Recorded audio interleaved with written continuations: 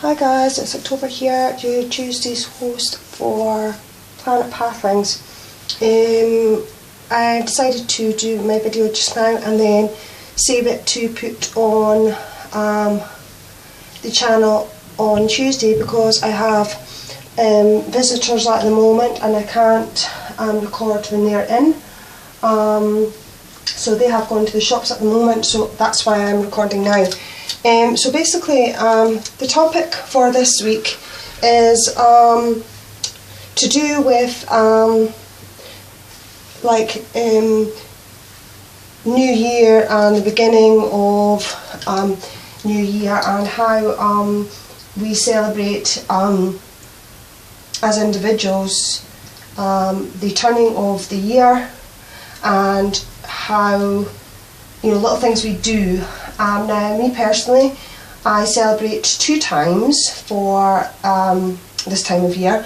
One is in October, when I celebrate my New Year, but I also celebrate the turning of the calendar year from one year to the next for my son Alistair, because his autism means that he has to go by what he knows, and obviously in school and everything like that you're taught from a young age, Happy New Year is, or Scotland it's Hogmanay, is obviously the last day of the year in December, turning into the first day of January.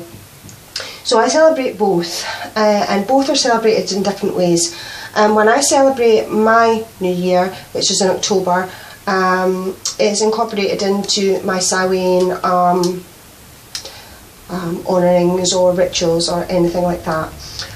So that is totally something that I do personally, myself, on my own, and Alistair doesn't really have any part of that. He sometimes asks questions and stuff like that, but he doesn't really see it as New Year. To him, New Year is the last day of December and the first day of January.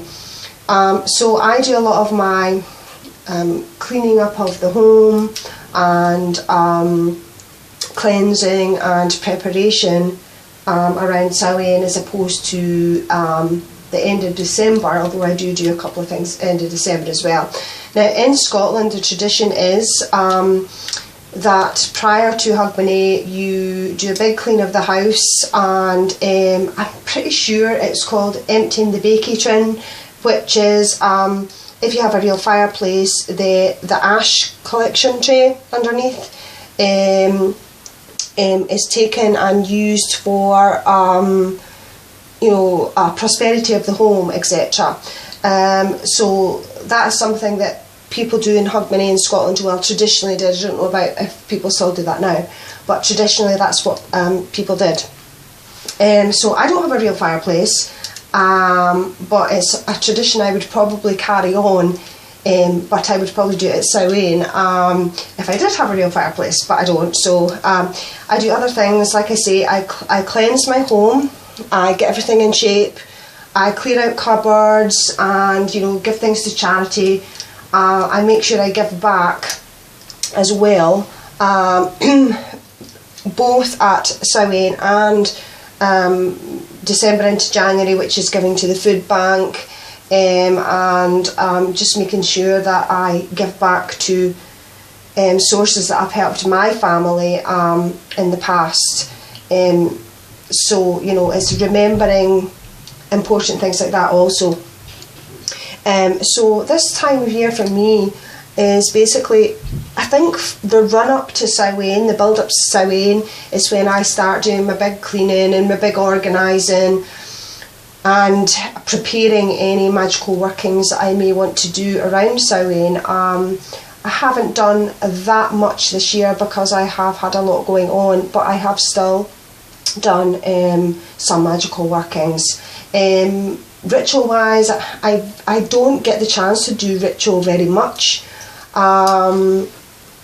If I do pick a time to do ritual, I have to pick a time where I know I'm not going to be disturbed, which is really rare. So if I know that my son's going to be out, or there's a time where I know that he's going to be chilled enough for me to do something, it's pre-planned, you know. But as far as generally speaking, a lot of times it's hard for me to incorporate big rituals into my practice. So if I do ritual, it's quite small, and a very specific amount of time is set aside so that I can do it without being, you know, having to stop and start and stuff like that. So like this Samhain, I had a friends round, which was really predominantly linked in with my birthday, which was a really quiet affair, really, and just had some nibbles and you know, some friend to friend time. And then obviously the Samhain was my big, and my build up to Samhain was my big sort of New Year's celebration, although it isn't really a huge big celebration, like I said. Regards, like for example Hogmanay, years ago when I was young, Hogmanay was having people round to the house, and they did what's called first footing in Scotland, which is people come round to your house, and traditionally I think it was they brought coal and salt, which was for prosperity and you know, good luck and stuff like that for the coming year, or the year like imminent.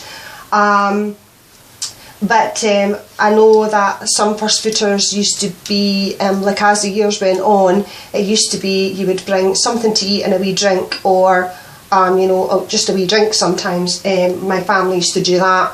You know, like my aunties and uncles that lived in the same street, they would nip down and they would bring like a bottle and say Happy New Year.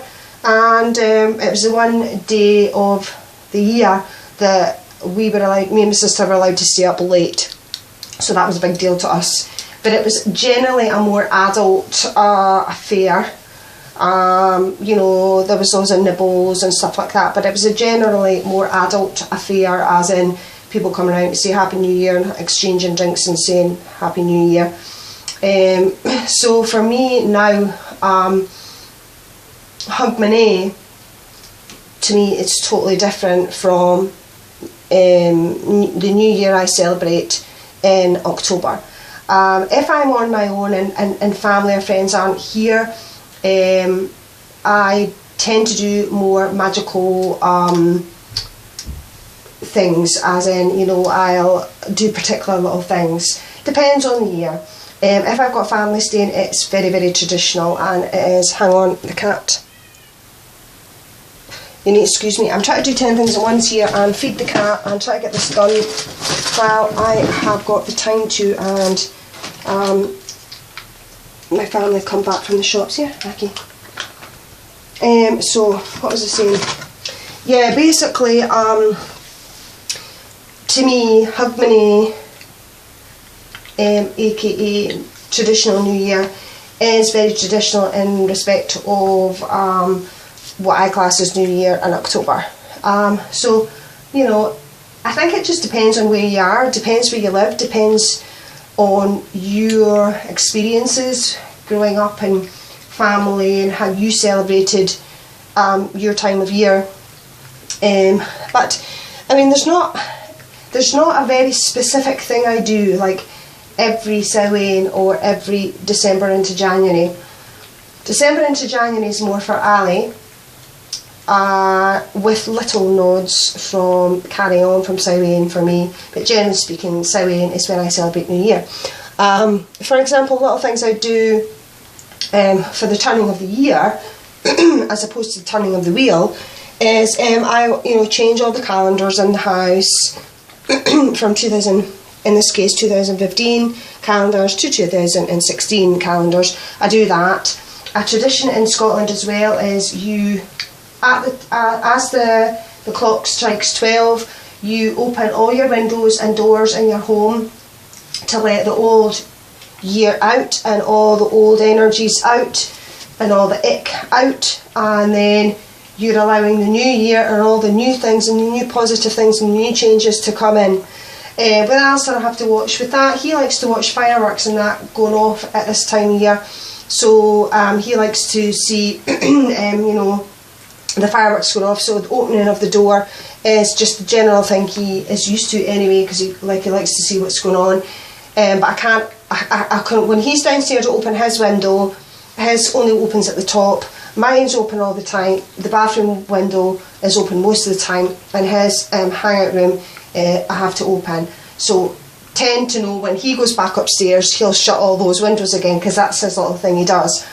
So once we've done Happy New Year and we've let the old year out and the new year in, he goes back upstairs, and you hear him going around shutting all the windows. So when I hear him going around shutting all the windows, I then go around shutting all the windows downstairs and shutting the front door and the back door downstairs. That's just a tradition that has been in my family, and a lot of families, I would say, in Scotland for years and years and years. So that is a tradition I do every Hogmanay. But I also do a similar thing at Samhain, which is the beginnings of releasing old negativities and starting to release things from the old year to clear space for the new year coming in. But predominantly I do the big, you know, whammy, so to speak, at the end of the year, which is December going into January, Hogmanay. Part of that is because, again, it's a ritual for my son that he's familiarised with. So I do my part, Samhain, leading up to Hogmanay, and then it's continued and finalised on Hogmanay. So I hope I'm making sense here. So really, that is pretty much what I do. And again, it can vary year to year depending on the year, depending what's happened in that year. Like this year, there's been a lot of changes, especially the last few months of this year has been a lot of changes. And throughout the year past, there has been some mending of some relationships, the ending of other relationships, and the severing of some cords, the realisation that some relationships are never going to mend and that they shouldn't mend, and in other situations, relationships where it's again a case of, I've been doing a lot of reflection and shadow work for quite a while now, and it is, as a saying's gone in my head, that sometimes forgiveness is essential to move forward in your own journey, in your own path, and it's essential sometimes to let go of some stuff and to forgive. So that's happened, I would say, the last maybe 6 months or so, maybe more than that. Over the last wee while I've had to do that, which is the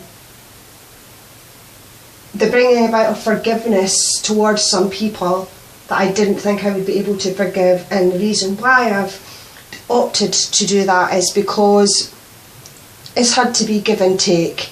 Certain family members are getting on in years now, and I think it is very important to mend relationships and turn some relationships around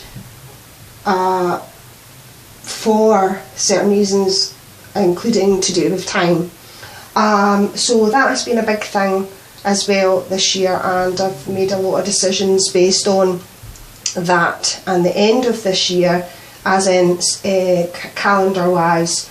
So yeah, it's been an up and down year, and hang on, the cat. It's been an up and down year. Hi, Yucky. Where's your good boy? You going out or not, cheeky monkey? Go on, cheeky, cheeky, cheeky.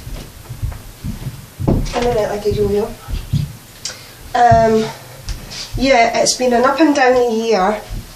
There's been ebbs and flows and peaks and dips, you know, as most people have with most years. But, you know, I think a lot of things have come to a head this year where I kind of know more where I'm at with regards certain things, really. So yeah, basically my tradition as well is that, really, again for Alistair, is the decorations go up for Christmas for him. the 1st of December, and he likes the decorations to come down at a certain date in January. So that all happens at very specific times as well, and I gear a lot of things around those kind of things because it just helps things kind of be where they need to be, and for Alistair to understand in his mind when things change from one thing to another. So again, a lot of what goes on in my house and my life with seasons and things like that is a lot around Alistair and how he copes and how he in his mind transitions from one thing to another. Also this year, which has been a bit different, is although I do celebrate the Sabbats, I am really going and being pulled really more towards seasonal magical workings and seasonal celebrations. And I'm finding, especially in Scotland, that quite a lot of times the Sabbats don't connect or marry with very much with that Sabbat that's coming up, or Sabbats that have just passed. You maybe feel like the Sabbat's passed, but seasonally we are not where we're supposed to be, if that makes sense. So again, that's a big thing that's changed this year. I am really pulled and drawn towards quite seasonal practicing, if that makes any sense. So, you know, for example, last year spring really did come quite late, whereas the year before that it came kind of around about the same time as the Sabbat. But last year, like I say, it was the blanket, the wintry blankety veil was still hanging on quite a bit longer than when the seasonal celebration rather was didn't marry in with the Sabbat celebratory dates, if that makes sense. So I am basically really kind of using the seasons to guide me a lot more than just concentrating on the Sabbats. So that's a big thing that's happened this year as well. So probably you'll be able to see that more in my discussing certain things and sharing things with you over the coming months. You'll probably see that a lot more in my sharings with you guys. So anyway, I hope you guys are enjoying the beginning of 2016, that everyone had a blessed Yule and a wonderful Christmas, and I will speak to you guys next week. So lots of love and blessed be. Bye.